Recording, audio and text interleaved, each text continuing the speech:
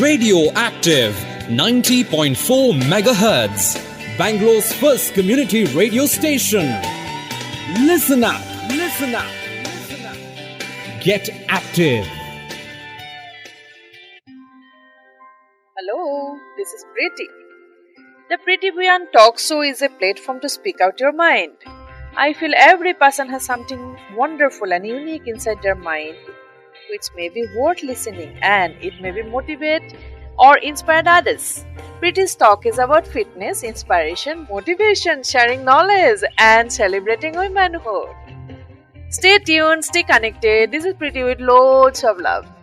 Welcome to the Preeti Bhuyan Talk Show. I bring people here in front of you who has something beautiful in their mind, in their heart, which may motivate or inspire you, or maybe it's worth listening. I am the host Preeti Bhuyan, and the guest today is Arthi. Arthi is a psychotherapist, and our topic is today mental health. Welcome to our show. Hi, I'm Arthi. I'm a psychotherapist who specializes in intimacy and sexual health. So I work basically I have a private practice in Canada, and I have my other practice in Coimbatore, where I spend half the year in India. So I'm a mother. I have 2 young boys. Today we are going to talk about the mental health. And before that, I just would like to know little about your background. All right. So I have an MS in counseling and psychotherapy, and I've been practicing in as a psychotherapist for over 4 years now. And I see a generalized population from any kind of a mental health disorder, which could be very severe illnesses, to very ordinary day-to-day depression and low self-esteem issues. And for the past 2 years, I chose to specialize in intimacy and sexual health, because I noticed most of my clients, the underlying issue was related to their sexuality, and they did not have the right or the safe place to talk about their sexual feelings in a healthy atmosphere. So I decided to go specialize in sexual health. So I did various courses, and because I wanted to try to see which one I would be interested in. So Tantra was one of the lines which drew very close to me, because it's an ancient science from India that originated in India many thousands of years ago, and it talks about. But I guess people are not aware of that. Can you tell us in detail about it? Tantric.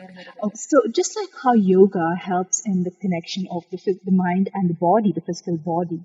So Tantra is an ancient science which helps connecting the mind, body, and soul, including our sexuality, and it helps us using our sexual energy to reach spiritual dimensions or to get to a higher self. So it teaches us how to channelize our sexual energy for the benefit of for the wellness of our beings.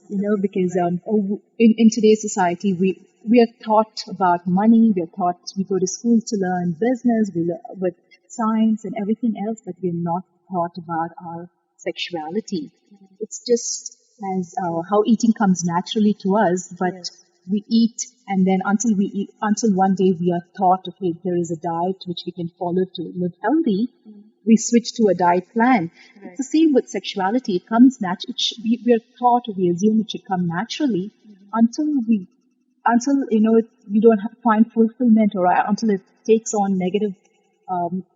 Then the sexual energy is transformed into negative energy, and then there is unsettledness. So that's when, because of the repressed emotions, we see a lot of rape culture, the Me Too movement, right? So all of this is true. See, when we are talking about sex or maybe sexuality, first in our society, people will not accept it. People will feel, why these women are talking about sex? Because it's still we are not open about it. And still we are hiding a lot of things about it. When the word comes sex, people become, cautious, and people take in different manner. So when you talk about that, and how you judge that, yes, this person having need of, support, need your treatment, need your support, how you come to it? Because see, people will not come to you that, yes, I have a problem, I have a sexual problem, or maybe I have, desire, or maybe I have, lack of some knowledge. So how do you Yes. define? You can give me some idea how you define, how you come to know about it. So basically, a lot of people do have wounds around sexuality. And one thing is any kind of a trauma that we experience in our lives. It could be a car accident, it could be loss of a very close family member, it could be a loss of a job. Any kind of a trauma first affects our sexuality. We are shut down sexually, Is it? which means it is very true, which means we still may be having sex, but then we're not enjoying it, or we're not getting the entire pleasure from sex. So it becomes like a routine, you're just forced to experience sex, and which is not healthy for the body. You're creating more trauma by doing that. And what happens is this converts into negative energy as depression, anxiety, and anger, and all other kinds of negative energy. This is what it transforms into when you're not, when you're repressed or when you're shut down sexually. So when I talk to a client, when I know what they have gone through, maybe in their childhood or in the recent years, I know exactly where I know that their sexual energy is shut down, and I kind of create a safe place for them to open about talking about their sexuality, because a lot of them they don't want to. They're not sure if it's a good place for them to talk about it or not. So I invite them to talk about it. I open up the topic for them in a very safe environment. And when they are heard, when their stories are heard, and they know that okay, there's somebody who's going to listen to them and help them go through this, there is an automatic healing happens. Mental health. I'll start from the mental health. I know that this is the reason. Nowadays in our social media, in our we are into gadgets. We are becoming modern, but I notice many people have openly proposed something towards the sex, or maybe towards the at the end mean is that only. But somehow we are proposing somebody, or maybe badly, desperate about to meet somebody, or maybe Yes. urged to asking to meet somebody very badly. So that time I feel normally we judge, yes, this person is not good. But I feel why he will ask you to meet, because he also maybe, or she also cautious about their status, about their personality, about themselves. But after that also why they behave like that? It is always a question for me. So Okay. asking That's you. that's a very interesting question. A lot of people you see, because you see people they have repressed emotions, and they are like animals waiting to pounce on any opportunity they get. So they try. So using social media, we've had a lot of instances in India where social media has been used to get women into traps, Correct. and it's because. Or even very recently about social media, where there was a person who had naked pictures of 600 women, right? Promising that he would offer them a job. But all of this is, they're just trying to use their repressed energies to see where they can find an opportunity to explore their desires. And because sex is such a taboo topic, repression is always there. Unless we talk about it openly we create a healthy environment for people to express either their fantasies or their desires, we're still going to have this kind of tension with people, with people wanting to explore their sexuality but not finding the right medium to do so. Because everywhere you cannot talk about it, or maybe it is a not right place also. See, right time, right place to talk about it. So Exactly. It's so important that our education system needs to bring in sex education. So from it the just base goes level, beyond. from the child level itself, gradually they should learn about it, and the people should not misuse about it, right? Exactly. When they are given a source, when they're given an outlet, they don't they kind of experience it, or they kind of know, okay, this is a natural part, because we're all a product of sexual energy. Without sex, we wouldn't be here today. And there is nothing taboo or nothing dirty or shameful to talk about this. It's a very healthy, it is the most significant energy that we all experience in physical form in our bodies. And it's a beautiful energy we need to talk about. We need to change the language we use about sexuality. It's a beautiful term actually, but we all have made it dirty. We all make it dirty. Make it dirty. We look at it with a dirty or a shameful lens. And because we're all mirrors, right? So we reflect whatever our thoughts are. That's what reflects back to us, because we start talking about things dirty. That's why we see so much of rape and so much of, unsettledness amongst humanity. It's very interesting to share how I got drawn towards sexual health, because I come from a family that does not talk about sex at all. Sex doesn't exist at all for us, and it should be behind closed doors or behind the curtains. That's the family that I come from. So 3 years down the line, when I was working with a client, he was a male client, a young male client who was married, and he was actually dealing with porn addiction. And he had seen a psychotherapist before, and he was referred to me to an old source. And when I was talking to him, he was very ashamed to bring about his porn addiction to me, because he thought, first of all, it was not right for him to talk about it to a woman.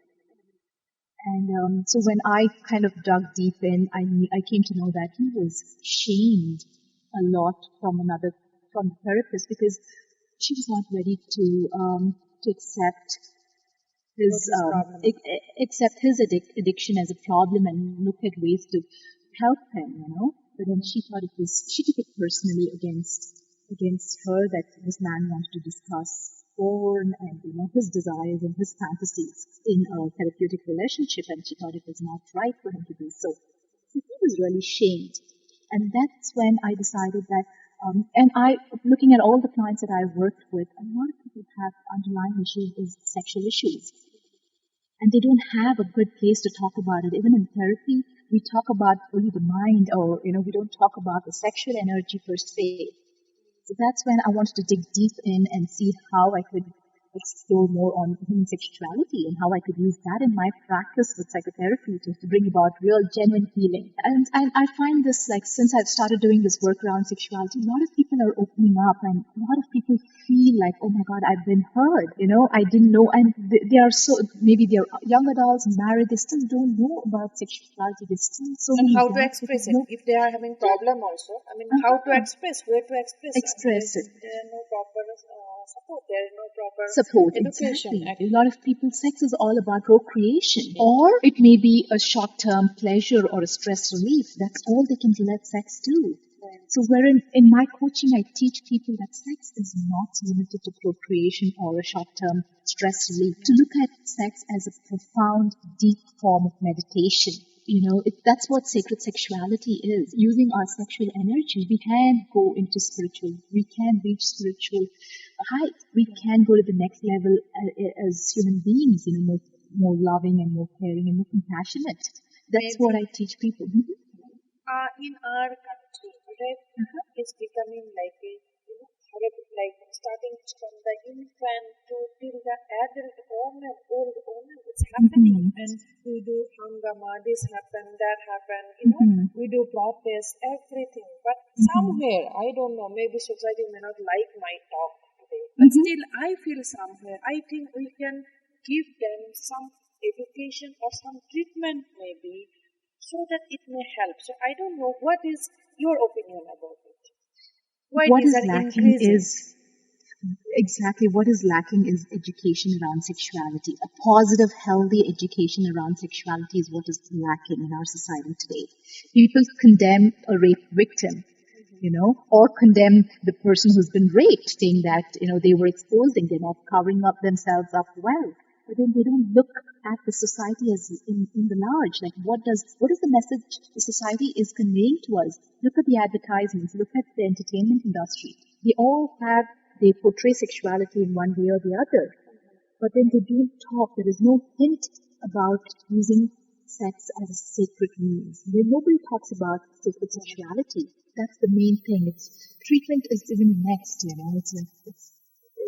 the society needs to change the language that we use when it comes to sex.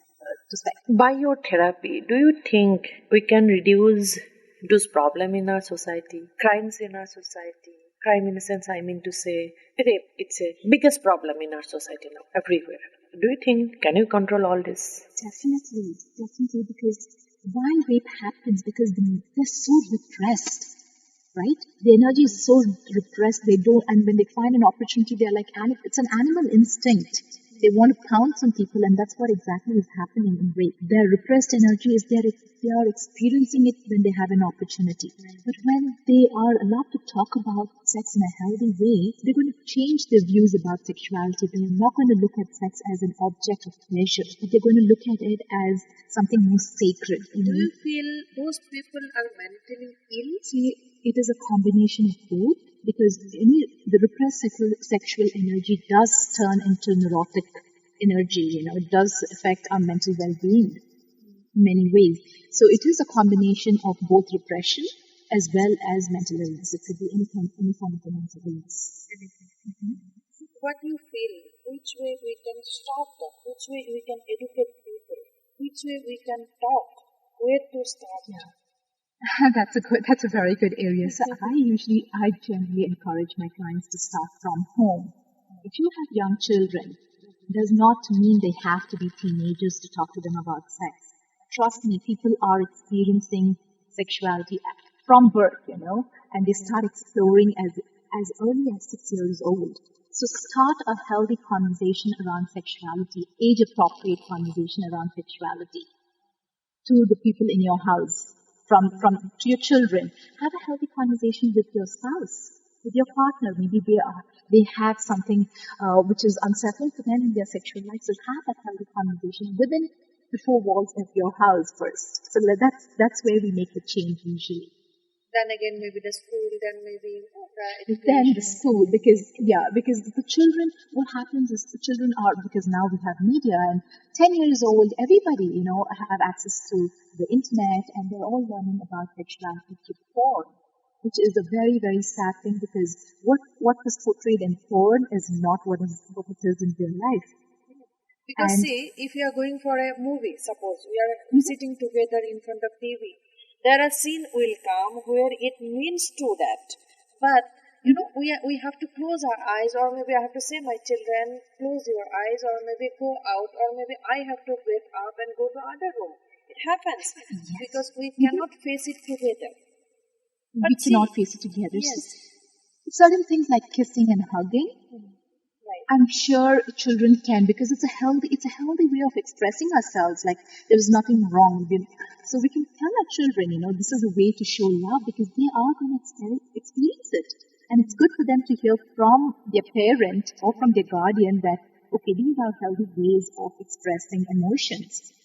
Rather than we tell them to close your eyes, because now we're giving them a clue that, okay, there's something wrong, or we're making them get curious about what's going on the screen, and there's a whole lot of things that's building up inside them, which they are going to explore in unhealthy ways. So, but again, we're not getting into really deep sexual scenes. We don't want the kids to be exposed to that at it's age appropriate. Hugging and kissing, I'm sure children can look at that at an age, because it's a healthy way of expressing, and they need to know these are healthy ways of expressing one's emotions. Why did you choose this subject only? What drives you towards this subject? Because, expressing yourself also, you have to have a lot of courage, a lot of, willpower to talk about it today in our society. So looking at my life from a very young age, like I just mentioned, sexuality has never been spoken about in my household or amongst my friends. We've never talked about this topic. I did experience a lot of sexual lows in my life, I would say, until very recently, when I started taking up this subject even as what I want to specialize in. And I was really passionate to see how the sexual energy actually affects all different parts of our lives, and how it affects women especially. And women are such passionate beings, and I see a lot of women who have all these repressed feelings, and women are all so often they're emotional. They don't know how to. They become nagging old women, or they have these outbursts of crying, or they're into depression. They're not genuinely enjoying the beautiful, sensual beings women are meant to be. And I realized all this is because of suppressed sexual energy. And it really drove me, and I'm so passionate about this, and I want to share the little knowledge that I learned in a very late age in my life, I would say. But I'm very excited to share this knowledge with co-women, with co-sisters and women. Yes. So that's where I'm really passionate about. So, as you said, you are spending half of the year in Canada Yes. and half of the year in India. How do you feel? What is the difference between which ways in India as well as in Canada? Because you are doing practice there also, right? Yes, I do. Yes, I have practiced here in Canada. Yes. Canada also. And here you are coming back to India, here also you do practice. Yes. So, what the difference you feel among both the countries? Like, you want to put your opinion in this. Some of the differences that I can spot out, right, is when we talk about sexual energy, or when I use sexual health in my practice, a lot of in Canada, it's very open. So I have equal number of men and women approaching me. I would say more of women approaching me in Canada. But unfortunately in India, I don't have many, or I don't have next to none women clients. It is all men who want to really explore their sexuality and talk about it. Women have still not opened up to that idea.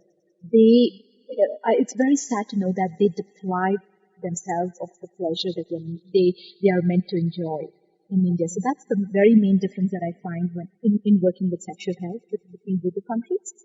And yes, Canada is more open to inviting the idea about sexuality, but I still do talks in schools here. The sex education here is still not up par to what we would like it to be.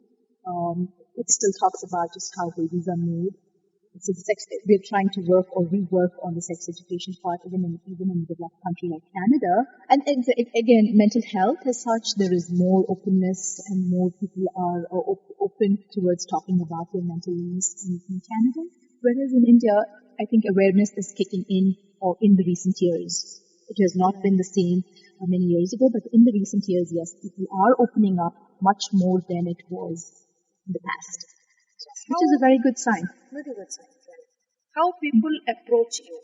Like, see, suddenly today I cannot, I will be having hesitation. If I have a problem or if I have some problem with me, I will not go directly to you and approach you. Normally, how people come to you and which way people approach you? Oh, okay. So this is a very interesting area too. So in Canada, most of my clients are through reference, but in India, I never get any references at all. It is people maybe see my Facebook or my posts. Usually, I use Facebook as a means of marketing in India. And so people reach out to my post and then they try to contact me. They're not very direct initially because they do have, they're not sure if they can expose themselves about what they want to talk about. So I usually make the first move and invite them to kind of open up the topic if that's what they're looking for. And a lot of the times with that's what they want to talk about. They have these wounds around their sexuality that they want to heal.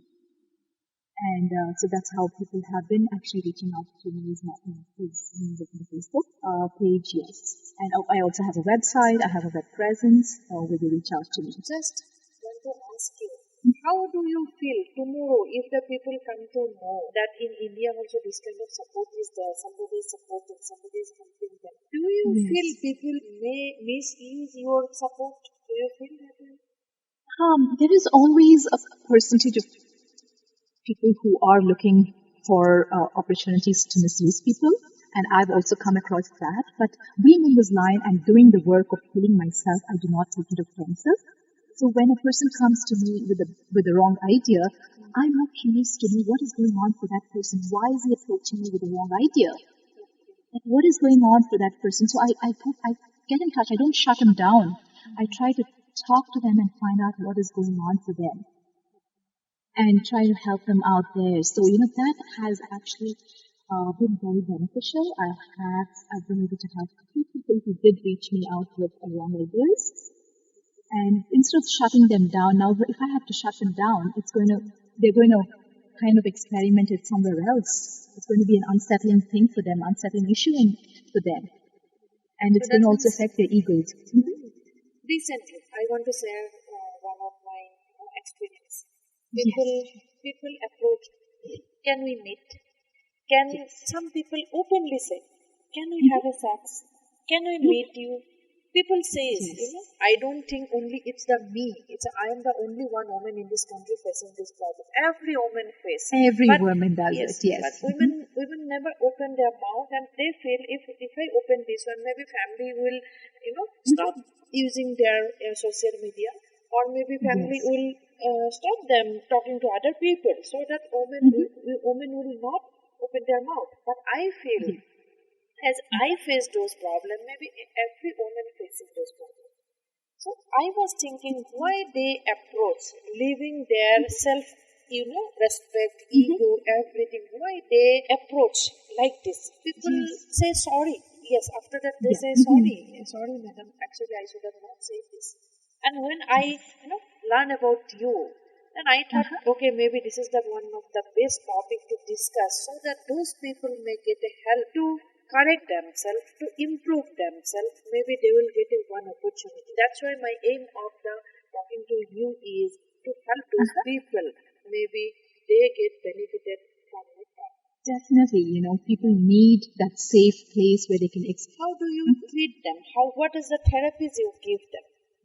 So there is a different ways that I would approach, because this is not a tailor made for everybody. So it's not like one size fits all. So basically, I like to get into knowing more about their experiences in life, whether it's childhood experiences or young adult experiences, or wherever they are at that stage in their life, right?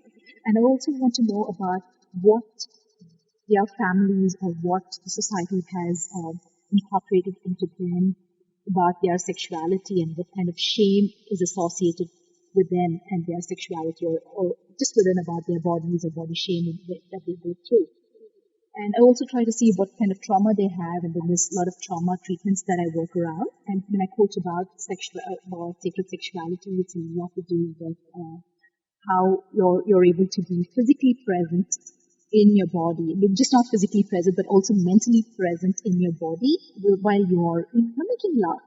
Basically, because what happens a lot of times, people are having sex, but then they're not being fulfilled. They're not having a fulfilling experience because they don't know how to. They don't know the right way of making love, and this unfulfillingness creates a lot of anxiety and depression and other sorts of negative things in our body. So I kind of teach them or coach them the right way to be in their own bodies and to experience their own bodies. So I use a lot of breath work, I use a lot of exercises, a lot of journaling, homework. So there's a variety of things that I would inculcate in my therapy practice, and it most often depends on the client and what is needed. I also use a lot of movie therapy as a part in between my sessions for self-therapy or for homework. I give them a lot of movies to watch and to take that to do homework around those movies that I prescribe to them. What is the duration? Maybe you can cure, or maybe you can back to that normal life. What is the duration? What is the time it is required? So usually it takes anywhere between 8 to 10 sessions.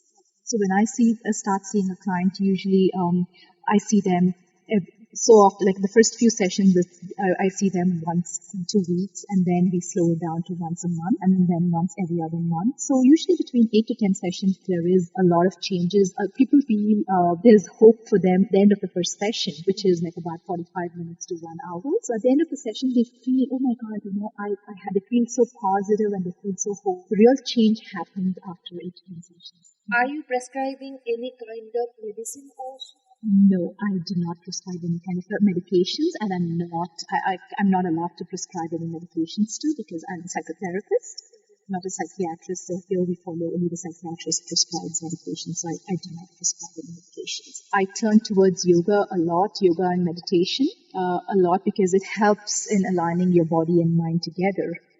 And so I do teach yoga. So in my exercises, there's a lot of yoga that I would bring in, and breath work, so breathing exercises, is a major part of my work too. Yeah. How expanded, how widely use your therapy in India? Okay, I don't know, because I personally have not come across anybody else in India.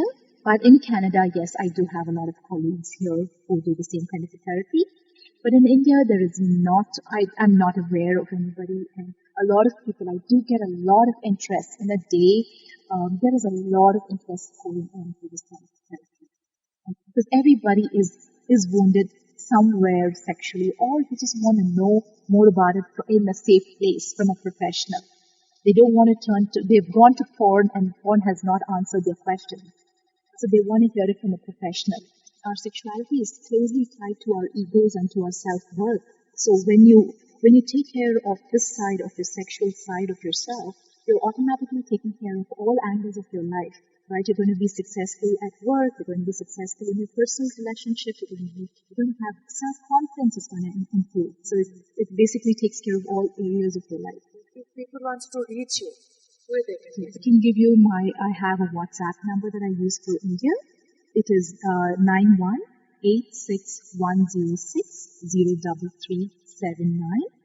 I can also be reached through my website, which is www.thesoultalk.ca.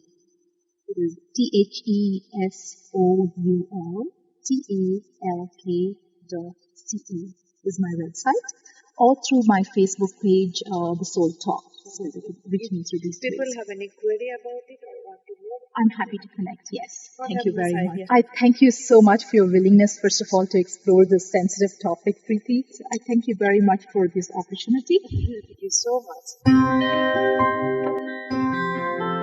This is Preeti from the Preeti Bhuyan Talk Show with Radioactive 90.4 MHz. If you have any suggestion or want to share your own incredible story, you can reach us out on Facebook, Insta, Twitter and YouTube. Until next time, this is Preeti. Keep listening, keep loving, keep inspiring.